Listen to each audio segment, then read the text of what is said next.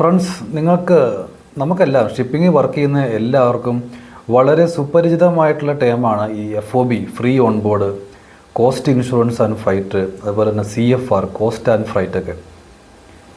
ഇനി അറിയാൻ പാടില്ലാത്ത ആൾക്കാരുണ്ടെങ്കിൽ അത് കുറച്ച് ഡീറ്റെയിൽ ആയിട്ട് തന്നെ പഠിക്കണം. അപ്പോൾ അതിലുള്ള ഒരു ചെറിയ പ്രോബ്ലം കഴിഞ്ഞ ദിവസം ചെയ്തൊരു ഷിപ്മെൻറ്റിന് ചലഞ്ച് ഞാൻ ഓർത്തുപോയതാണ്. അതായത് ഫ്രീ ഓൺ ബോർഡ് ഷിപ്മെൻറ്റാണ് എടുത്തത്. ഇപ്പോൾ ഫ്രീ ഓൺ ബോർഡ് എന്ന് പറയുമ്പോഴത്തേക്കും ഈ ഷിപ്മെൻറ്റിൻ്റെ ഈ ഒരു ഫ്രൈറ്റ് ചാർജ് അല്ലെങ്കിൽ വെസൽ ബുക്കിംഗ് ചെയ്യുന്നത് ബയറാണ്.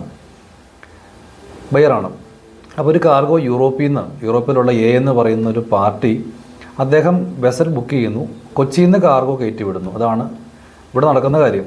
ഇപ്പോൾ കൊച്ചിയിൽ വരുന്ന ആ കസ്റ്റംസിൻ്റെ ക്ലിയറൻസ്, പിന്നെ അവിടെ വരുന്ന ടെർമിനൽ ഹാൻഡ്ലിങ്, അവിടെ ലോക്കൽ വരുന്ന ചാർജസൊക്കെ ഇവിടെ നിന്ന് കൊച്ചിയിൽ നിന്ന് കയറ്റി വിടുന്ന ആ പാർട്ടി എടുക്കുന്നു. വെസൽ ബുക്കിങ്ങും കാര്യങ്ങളൊക്കെ ബയറാണ് എടുക്കുക. അപ്പോൾ ഇവിടെ വെസൽ ബുക്ക് ചെയ്തു, ബയർ വെസൽ ബുക്ക് ചെയ്തു.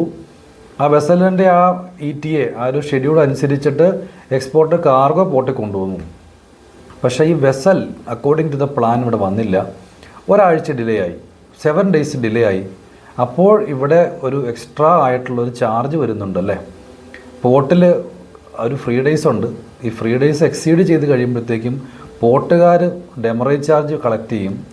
ഈ ഡെമറേജ് ചാർജ് എക്സ്പോർട്ടർക്ക് കൊടുക്കേണ്ടതായിട്ടൊരവസ്ഥ വരിക എന്ന് വെച്ചാൽ അതാണ് ഇവിടെ സംഭവിച്ചൊരു കാര്യം. അപ്പോൾ വെസൽ ബുക്ക് ചെയ്യുന്ന അവരാകുമ്പോഴത്തേക്കും ഇത്തരത്തിലുള്ള ചില റിസ്ക് ഫാക്ടേഴ്സൊക്കെ ഇതിലുണ്ടാവാറുണ്ട് എപ്പോഴും.